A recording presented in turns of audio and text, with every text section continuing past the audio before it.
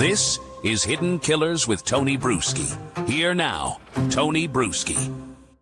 Well, the Donna Adelson case is starting to heat up a little bit. Will we make it to trial on the selected date? Well, anything can happen, and a lot has happened. We're no longer talking about some cold case whodunit here. We're talking the home stretch, and Donna Adelson is barreling toward trial with that freight train of evidence about to hit the courtroom and possibly flatten the last line of defense this family has left. We are going to go into the case against Donna Adelson, what's going on, what some of these new motions are meaning, exactly what happened, what it all means, and what's next in this case. To recap quickly, in case you're new to this, Donna Adelson, she's 74. She's accused of helping to orchestrate the 2014 murder of her former son-in-law, Dan Markel, a Florida state law professor.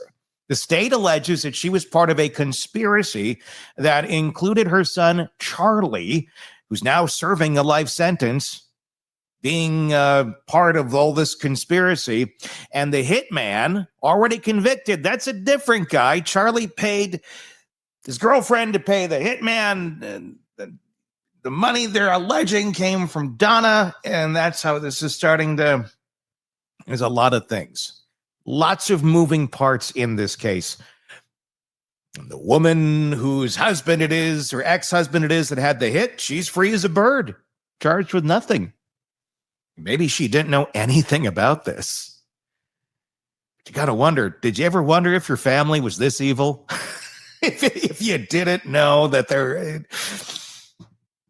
it's a web of payments, cover-ups, and lies that stretch from South Florida all the way to Tallahassee.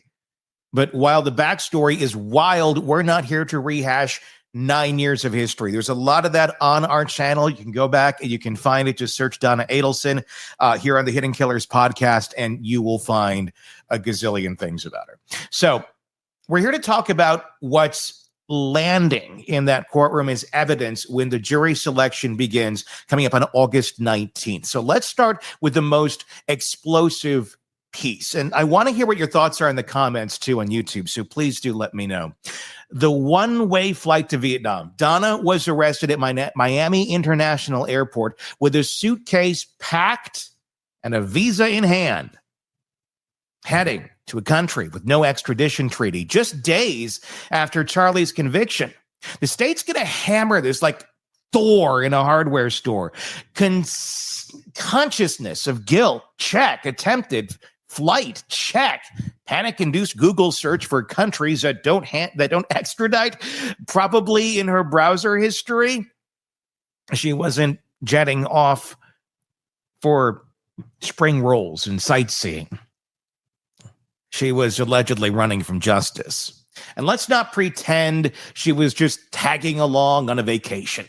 The prosecution has receipts, literally, tickets, visa applications, communications. It wasn't some spontaneous getaway. It was premeditated, intentional dodgeball. And the state will likely urge and argue that it's one of the clearest indicators that Donna knew the hammer was coming down.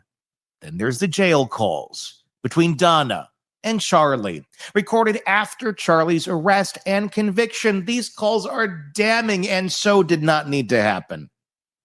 Not because of some Scooby-Doo style confession, but because of what they imply. Coded language. And, if you haven't had a chance to go listen to these, go listen to these. We have them also up on our channel. That might just be some fun little ones to bring back for some popcorn some night. Nervous jokes, Donna's own bizarre phrases, like something out of a discount mob movie you find at the dollar store that surprisingly is still on beta, and they're selling it at the dollar store. It's like, is this an ad? This actually might be worth more than $1 now. One such phrase: we would have already gone to the airport. Oh, really, Donna? That line didn't age well, especially once you actually tried to go to the airport in 2023. The jury won't have to speculate. These aren't paraphrased summaries. They'll hear her voice, her tone, her cadence. And when that voice wavers under pressure or slips something too close to the truth, it's not going to sound like a grieving grandma. It's going to sound like someone who knew far more than she's ever admitted. Then the undercover FBI bump operation. That was a big thing. The sting, straight out of the Americans, only less subtle. Back in 2016, agents staged an extortion drop and captured audio of Donna and Charlie discussing what they framed as a threat from someone demanding money. Instead of saying, let's call the police, the conversation wandered into dangerous territory. Donna was recorded saying something to the effect of, it's the kind of thing you can't undo, and we would have already gone to the airport. Sound familiar? It was in those lines. Prosecutors will say this shows Donna wasn't panicked. She was prepared to run, prepared to pay, and allegedly prepared to stay quiet. Another major nail, raw cell phone extraction data from Donna's seized phone. The defense tried to stall or suppress its release, citing privacy concerns and procedural issues. But as of June of 25, it's fair game. Prosecutors believe this treasure trove could contain text, calls, location pings, and detailed or deleted data that paint a picture of premeditation, coordination, and post-crime damage control. They're not looking for a smoking gun. They're looking for a breadcrumb trail Donna may have left behind in her digital life. Also, lining up to testify, 3 convicted co-conspirators. Ladies and gentlemen, welcome back to the courtroom, Luis Riviera, Sigfrido Garcia, and Catherine McBonna. How are you guys doing today? Welcome to Jerry.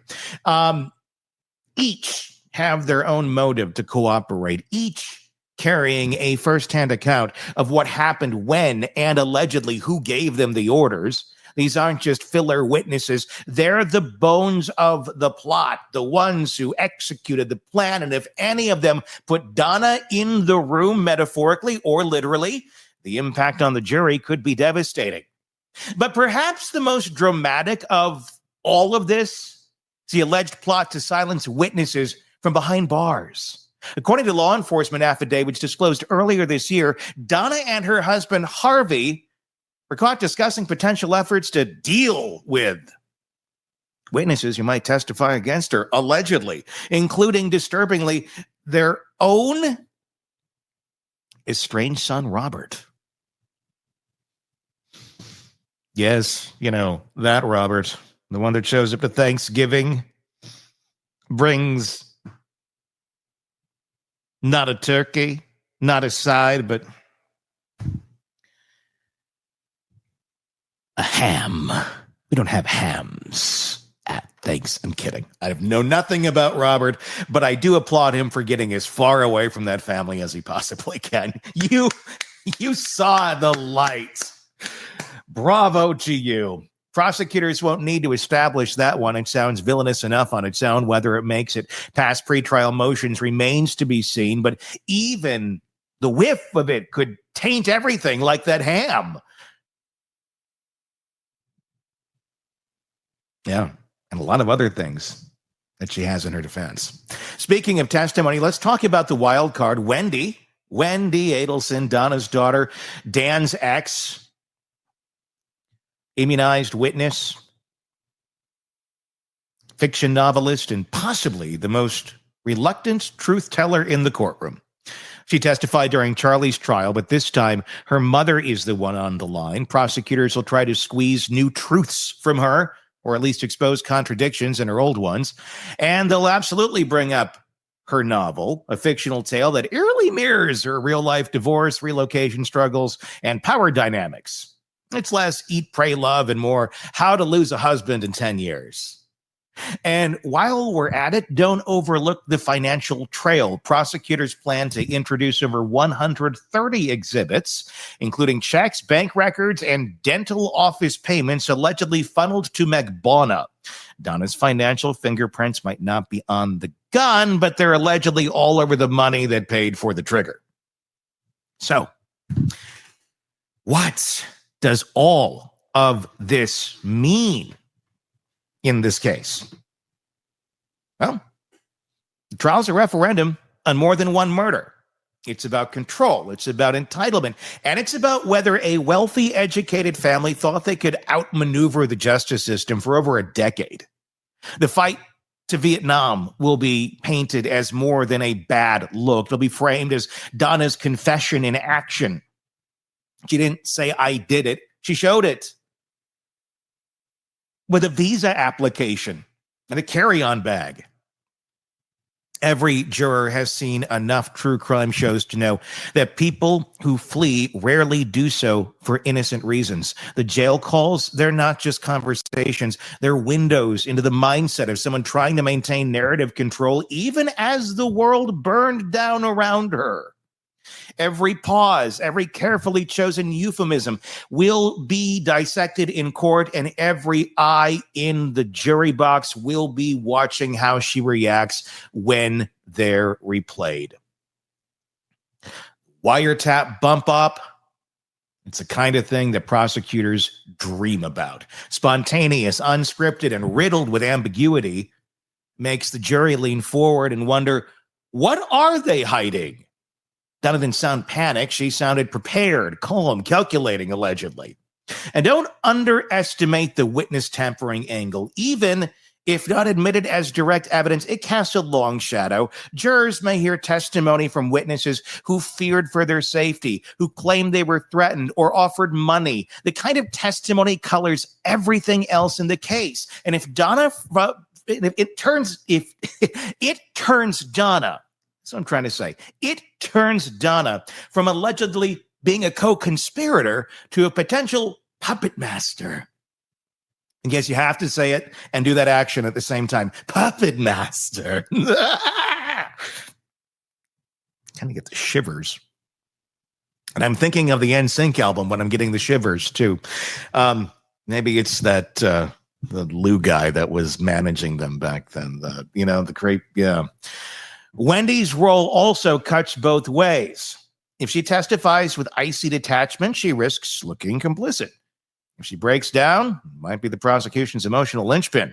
Either way, Donna's own daughter is being called against her. The optics of that aren't great, even if the defense claims it's all strategy.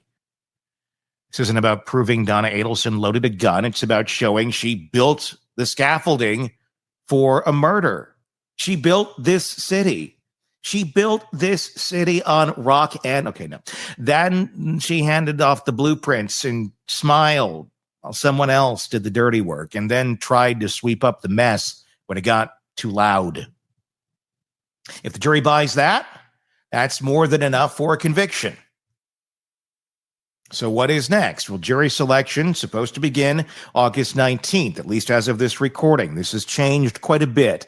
And you better believe it's going to be a psychological minefield. The defense is still hoping to get the trial moved out of Leon County, claiming media saturation has poisoned the well. But unless you can find a juror who's been in a cave for 10 years without Wi-Fi in that part of the country, that argument's running out of steam.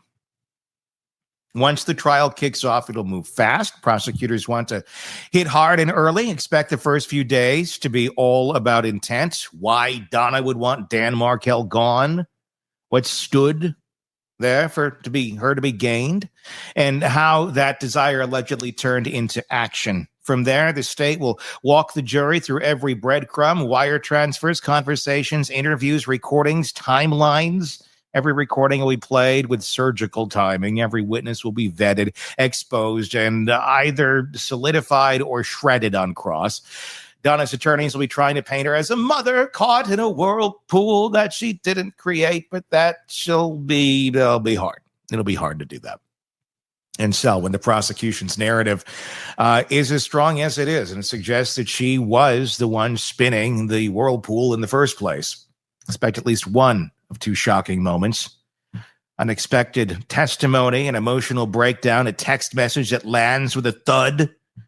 Trials like this don't go quietly, not when they've been simmering for over a decade, and certainly not when the stakes are this high. If convicted, Donna faces the rest of her life in prison. No parole, no retirement home, just the closing chapter of a case that's haunted the Tallahassee's legal world for years. If acquitted, She walks.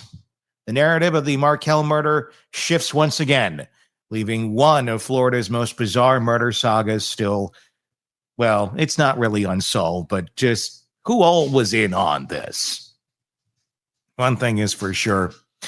When that courtroom opens and Donna Adelson takes her seat at the defense table, it won't just be a trial. It'll be the final act of a decade-long drama. Or will it? Or will this just be the very beginning of more convictions in the Adelson family? Time will tell. Time will tell. No one else has been charged as of this time, and everyone, including Donna, is presumed innocent until proven guilty. Tell me your thoughts in the comment section on YouTube. If you're not on our YouTube channel, if you're listening to the podcast, please do check us out there. Just search Hidden Killers with Tony Bruschi, and you can join us there. And jump in on all of that with us. We do greatly appreciate it. It's a crazy case. I'm hopeful the trial's going to start here in August, but I don't know. They've been finding so many ways to inch this thing back. Nothing, honestly, would surprise me at this point. But when it gets there, it's going to be something. It really is. Until next time, I'm Tony Bruschi. We'll talk again real soon.